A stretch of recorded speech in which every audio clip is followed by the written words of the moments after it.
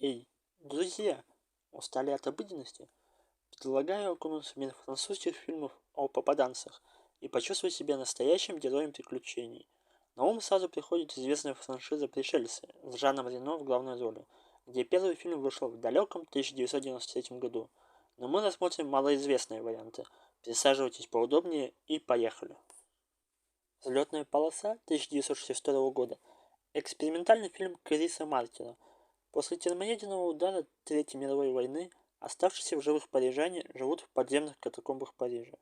Они предпринимают попытки путешествий во времени, в надежде найти в будущем потомков и заполучить от них еду, медикаменты и энергетические установки во имя того, чтобы прошлое и будущее помогли настоящему. Когда смотришь этот фильм, складывается ощущение, будто листаешь чужой фотоальбом. Одна фотография сменяет другую, фотограф рассказывает, что на них запечатлено, и твое воображение дополняет застывшую картинку, придает ей жизнь.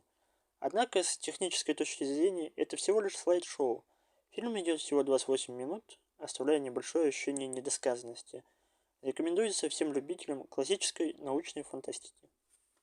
Следующая кинокартина «Другая жизнь Ришара Кемпа» 2013 года выпуска расскажет о событиях, произошедших в жизни Ришара Кемпа, капитана полиции. При расследовании одного дела он вдруг устанавливает связь нового убийства с предыдущими, совершенными серийной убийцей по имени Уховерка. Этот маньяк всегда повреждал барабанные перепонки жертв. Все убийства были совершены 30 лет тому назад. Перемещение капитана за сутки до совершения первого преступления можно объяснить лишь мистикой. Очтившись в мае 1989 года, Ришар Кемп попытается предотвратить первое убийство. Самое большое сопротивление ему будет оказывать он сам, молодой и амбициозный, а капитан будет вынужден осознать ошибки, которые были совершены в прошлом. По сути, это детектив с фантастическим допущением и без голливудских клише. Он заостряет внимание на отношениях между людьми и главной интриге с преступником. Фильм «Звезд с неба не хватает» и держит твердую середину. Фильм «Возможно» Седрика Клапиша, выпущенный в 1999 году, рассматривает тему будущего и семьи через призму социальной фантастики. Главный герой Артур решает не иметь детей из-за различных проблем, но его убеждения подвергаются испытанию, когда он оказывается в Париже 2070 года, где ему предстоит зачать сына в новогоднюю ночь, чтобы спасти свою будущую семью. Фильм затрагивает вопрос о будущем человечества и времени, а также поднимает вопрос о роли семьи и рождении детей. Эта оригинальная картина предлагает зрителям не только увлекательные путешествия в альтернативное будущее, но и задуматься о многих важных аспектах жизни.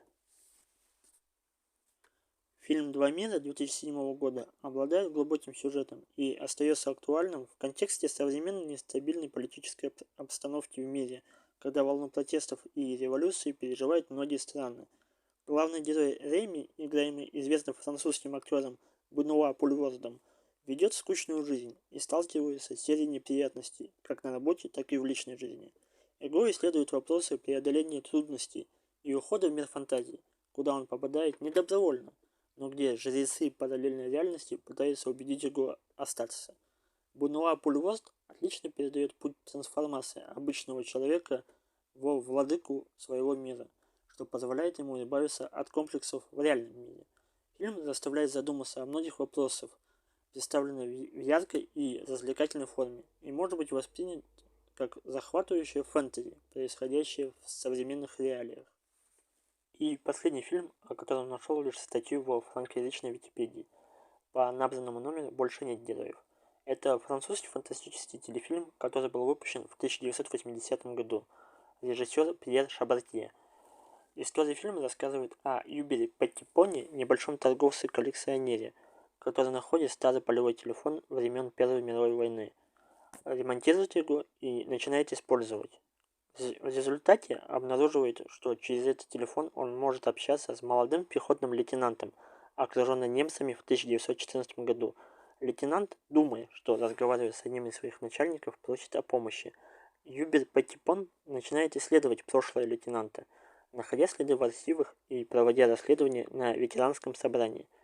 В результате этого он становится увлечен игрой и постепенно начинает идентифицировать себя с генералом Первой мировой войны. отдавая приказы молодому лейтенанту.